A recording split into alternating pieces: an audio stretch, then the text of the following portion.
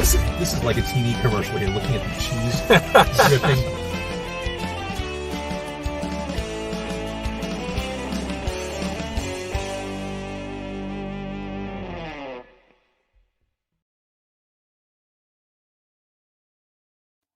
And here we are. Welcome back to the working week. It is Car Con Carne. I'm James Van Ossel. The show tonight sponsored by our friends at Siren Records in McHenry. Just a couple quick programming notes before we begin tonight's show. This is still Quarantine Con Carne back in March of 2020.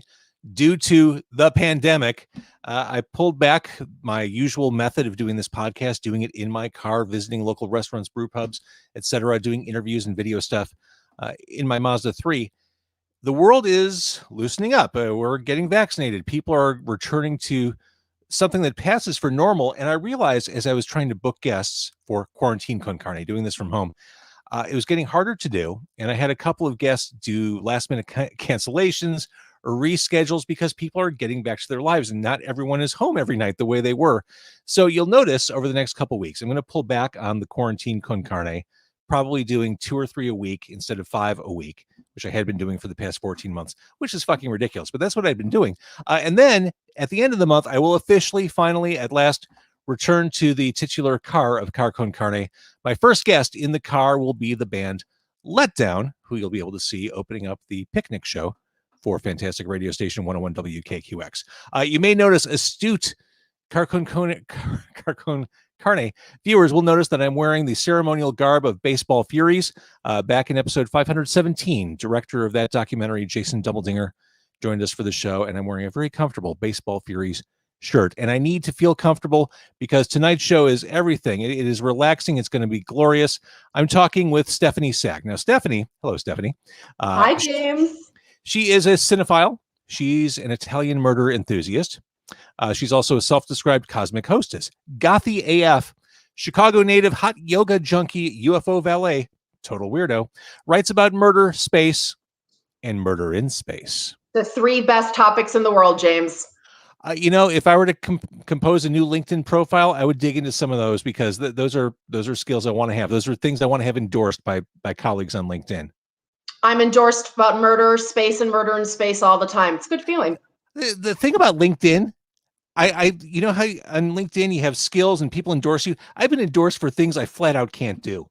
Like it's such horseshit when you look at that because none of it is actually real world authentic. I think someone endorsed me for computer science. I'm like, really? That was me. I apologize. Thank you. I was just fooling around, James. My apologies if anything, malfeasant happened as a result. Bob Sharito, a recent guest. He was there for episode 600. He is ecstatic that I'm talking to a real live UFO valet tonight, Stephanie Sack. So, Stephanie, the reason you're here, besides your inherent delightfulness, Sunday night at the Music Box Theater, the legendary, the iconic, fantastic Music Box Theater on the north side of the city of Chicago. It is a double feature. Now, when I posted about tonight's show, the way I described it was... there are movies so strange, so obscure that sometimes we need the right person to introduce us to them. Meet Stephanie Sack, cinephile and curator of a truly unique night of movies coming up at the Music Box. Showing on Sunday, it's Centipede Horror and Lizard in a Woman's Skin. These are movies that Stephanie, I'd never even heard of. And I see a lot of movies. I'm happy to be the conduit to introduce you, James. So these are 2 movies. In your involvement, you're a co-promoter of this? I am indeed a co-promoter. I'm very lucky, obviously, the Music Box being in our backyard, especially during these times when people are going back to the movies. It has been open quite a bit during the quarantine. And in order to celebrate the opening up of Chicago and to get ready for a really fun summer, I am indeed co-hosting this double feature of Centipede Horror and A Lizard in a Woman's Skin. I love horror movies. I love obscure movies. I love B movies. I love trash movies. It was yes. It was exciting to go down this rabbit hole, and it'll be more exciting to see these movies on Sunday night. Let's start with Centipede Horror because really, this is everyone's horror. This is something that will make everyone uncomfortable. This is a movie made in Hong Kong in the early 1980s. Yep. The description: after his sister dies under mysterious circumstances while on vacation, Wai Lun decides to take matters into his own hands. Soon enough, he discovers a family curse, battling wizards and centipedes. Lots and lots of centipedes. And that's the elevator pitch. Done. Sold. I'm there. I mean, a preponderance of centipedes is just almost everyone's nightmare, really. And then when you throw in wizards and revenge and Hong Kong, it's all things all the time. So this is what is known as a Category 3 movie in Hong Kong. Correct. Category 3 is pretty much akin to what we would call X in using our own ways to look at movies. And it is rated X for a reason. It's extremely gory, extremely violent, extremely trashy, extremely disturbing. And if you like those things, it's, like I said, it's all of those things all of the time.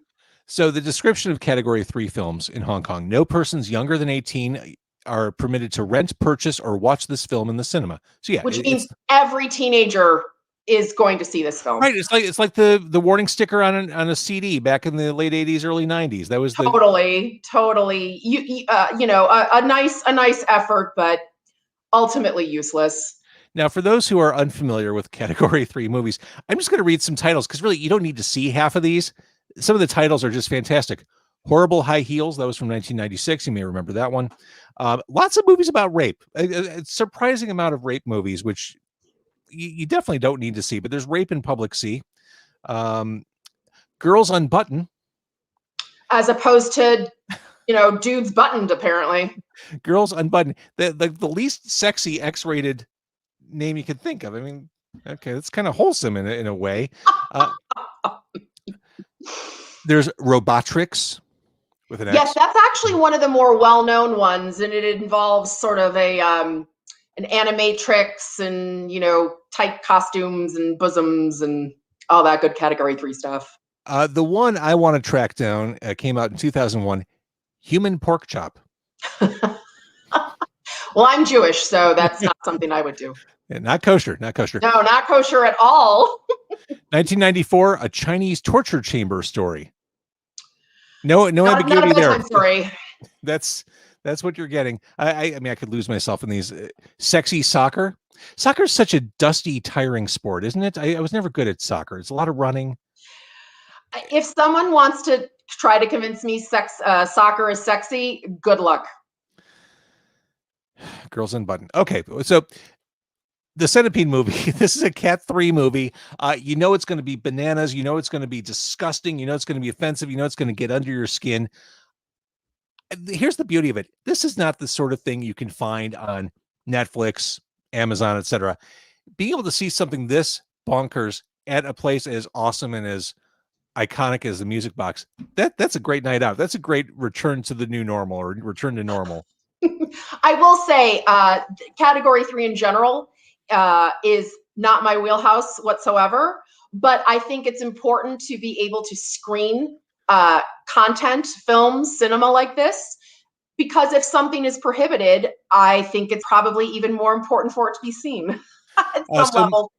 So Milo's been commenting on the live stream we're doing here.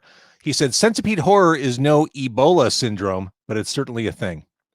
Noted. I'm so glad it's a thing, and I'm even more delighted it is not anything remotely like Ebola syndrome. He's a connoisseur. All right, so that's part one of this evening. Again, we're talking Sunday night at the Music Box, that fantastic place on Southport, at the Music Box Theater.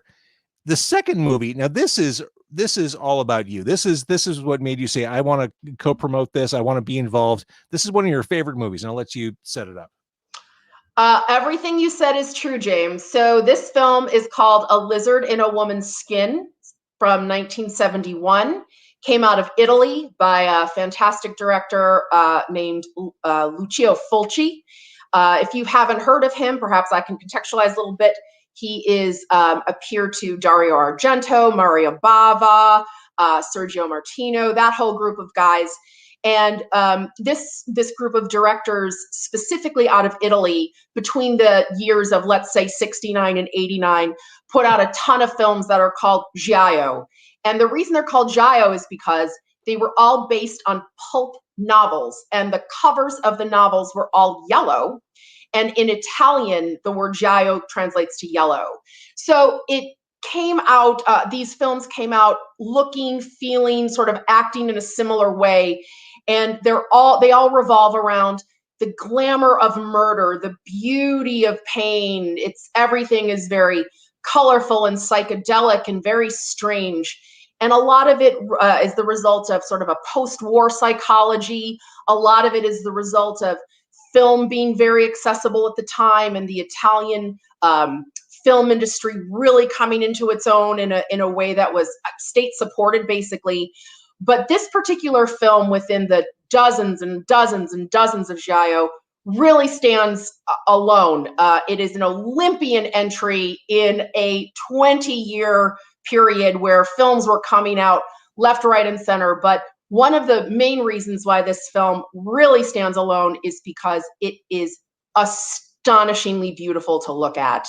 The psychedelia, the murders, the cast, all of it is really elegant and strange and inviting in a very weird way.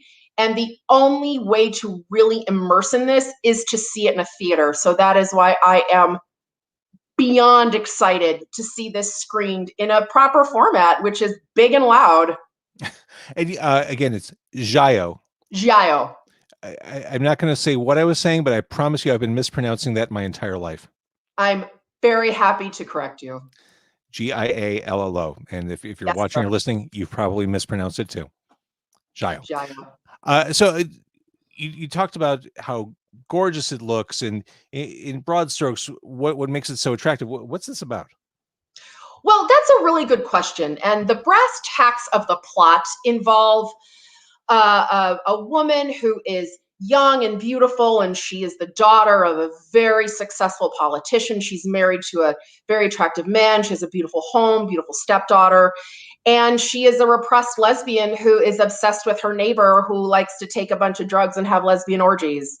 So there's some tension right there. And then it results in a lot of dream sequences, and there is a murder, but whether she did it or not is really part of the mystery. And what's super interesting about this genre in general is that it's all based on the structure of Hitchcock, in that mysteries are very personal. They're very ambiguous. They sort of unfold in ellipses, and whether or not the plots actually make sense is secondary to the way that it looks. It's very stylish. The editing is very in your face, lots of time jumps. And what's really great about this film in particular, in terms of the plot, is that it doesn't really matter what happens. There's certainly a linear series of events, and you can, I've seen it a couple times and have a basic idea of what happens, but none of the movies in the giallo genre are obsessed with making a lot of sense. It's more of an experience. It's an unfolding of these characters' psychological situations. There's a lot of trauma processing, and it's all done with the relentless camera of just, a director who's really doing good work. The cast is very solid. The set pieces are absolutely gorgeous. I mean, this is just a cinephile's dream in terms of where it falls in Italian cinema. The fact that it was directed by Fulci, who's an Italian master of modern cinema. There's just so many pistons firing for this film. Sold. And I like the fact that you pretty much managed expectations for someone who might be going into this not knowing what it's all about. Okay, the plot is almost second to just the experience, that visual feast, that experience, that's right. Sensory. And I will point out that as this was scored by Morricone, who's a just brilliant Italian, the maestro who did so many films in his career. And the music is even more unusual. It's very jazzy. It's very percussive, and there's an intensity to it that really helps the film stay on pace. It's a long film. It's almost 2 hours, but between the music and the cinematography and the lighting, and the gal who's the main character, Carol, Florinda Balkan, I mean, she's an award-winning actress, and a lot of the giallo genre is cast for looks. I mean, it's a lot of flesh pots and wiggles and jiggles, and that's sort of part of the pleasure. But Florinda Balkan is a fantastic actress and really does a lot with a little. And she's just what she does on screen, there's a lot of, again, Hitchcock references. There's a lot of her own dealings with her marriage, with feminism, with sexuality, and it holds up because all of these things come together, rather than, it's just more than the sum of its parts ultimately. It's such a statement of where we're at as a movie going public. You said it's a long film. It's almost 2 hours. Like, weren't all movies like 2 hours back in like the 1970s and even the 80s? That's such a great point. I would actually say that the 70s were an era where an audience could pay attention. And I mean, that's just where we're at right now. People can't. Yes. And I'll tell you, like, coming into these films, they're a bit of a marathon. They're slow in the middle. The director asks a lot of the audience, and these films are all about the payoff when everything is explained, and the psychological terror is revealed in a most depressing manner. It's just sublime, really. One of the topics I keep coming back to, Stephanie, on this show is that of curation. We live in a world where you can have access. We have access to everything, every piece of entertainment ever made. You can find it, but we don't know we don't know where to go. We don't know where to find stuff we'll like. I think curators are important. I think people who can raise their hand and say, "Let me guide you and direct you to what you'll be interested in." I think finding those people is important. I mean, clearly you're one of those people when it comes to film. You're excited about this. You understand this. You want to pass on this sickness, this debilitating enthusiasm for film to others. Oh, it's totally carcinogenous. It's metastasized at this point. James, that is such a lovely compliment. Thank you so much. I really appreciate being seen this way, and you speaking to that. And I could not agree with you more. Especially, I think, as cinema changes and as the cinematic experience becomes something that you can have in your pocket, or something that is mobile, for example. I was just at a drive-in, so there's a lot of nostalgia around cinema these days. Mm-hmm. But I spend a lot of time watching film and thinking about film, and the Italian genre of giallo is very misunderstood, overlooked by many people, and all of that is unfairly so. So not only am I delighted to show this film, which is piece of art that's very important to me, it's so cool to be able to talk about the Italian cinema as a whole and where films like this fit in. And of course, that goes to the European cinema of the 60s and 70s. And I love thinking about how the American film industry was, doing very different things in this time period. And of course, all of these films are, a moment captured in time. And when a film can both speak to that moment captured in time and transcend it, it is very much worth watching. And this film absolutely conforms to that. So if people want to see this double feature, again, A Lizard in a Woman's Skin and Centipede Horror, what do they need to do? They can do a couple things. They can contact the Music Box. They can contact my co-manager, who is called Front Row Cinema, and he is on Facebook. They can absolutely get at me. I would love to personally guide people to purchasing tickets and answering any questions. I'm all over Facebook. Inconspicuous is not how anonymity is a joke at this point. But there's lots of ways to get tickets. And if anyone wants to get at me, I'd be more than happy to help them. There was a part of me that, I don't know if hoped is the right word, expected that emerging from the pandemic, we'd see more independent cinemas pop up. I just kind of figured, well, maybe if the big chains get taken out by the pandemic, this is an opportunity for independent places like Music Box to start popping up everywhere. Do you think that's possible, or has that ship long since sailed? And oh no, I think you really are tapping into an interesting trend. As I said, I was just at a drive-in last weekend, and it was packed, and people were really having a great time, and it was very family friendly, and dogs were there. So I love that the nostalgia of film going is not only accessible but sort of necessary at this point. But the fact is, running a cinema is a labor of love, especially in this particular day and age when, as you said, content is accessible at any time. But I absolutely agree that there's something very special about going to a place and watching a film in a group in a beautiful venue set up specifically for the visual and the audio and the physical relaxation into the whole immersion of film.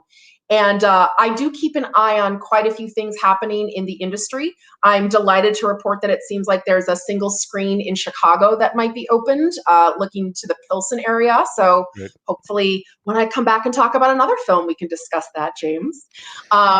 But, you know, things like in Seattle with the Cinerama being going up for sale. Of course, in LA, there's the another Cinerama. Like, I think the time has come to really for a film audience to step up and, you know, save or even open new venues. Film is important, and the 70s in general, I feel, are an important decade to showcase appropriately. And the best way to see a film is in a cinema. Oh, hands down. We've all spent the past 14 months watching movies at home where, again, it's not this immersive experience you get at a theater. No, And no. there are distractions. I mean, I like when I go to the theater, I like knowing for 2 hours, I'm checked out. Phone is off. No one's talking to me. I'm in that universe for 2 hours, for good or for ill. That's right. But it's that full experience. And we've all sat here watching Netflix, watching HBO Max, Hulu, whatever, as kids, dogs have been bouncing back and forth. Social media has been pinging us. Being able to sit down in a place like Music Box to thrill to something like A Lizard in a Woman's Skin, that's the best. That's cinema. That's cinema, baby. And there is nothing like it. And I will travel for film. I will get on planes to see movies. I've gone to LA to see a film. I've been to London to see films. I think, you know, it's right. I forgot you used to do that, because I would see you post pictures from like London or LA. I'm like, surely she's not there just to see the movie. I am just there to see a film. I will organize work trips around seeing a film.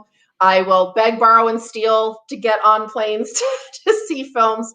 And that's because there's nothing like being in a theater and seeing a wonderful film. And I just think in a world where, you know, pleasure comes at us from all angles and ways and shapes, it's just like you said, the act of entering a venue, sitting down, relaxing into someone else's vision and someone else's story in a way that is immersive and inspiring and exciting is rare, and it's important. And I encourage everyone to support their local cinema, certainly. And I really encourage, if you're interested in either of these films, please come out and support this event. I'd love to see more people getting into, you know, the Italian genre, certainly.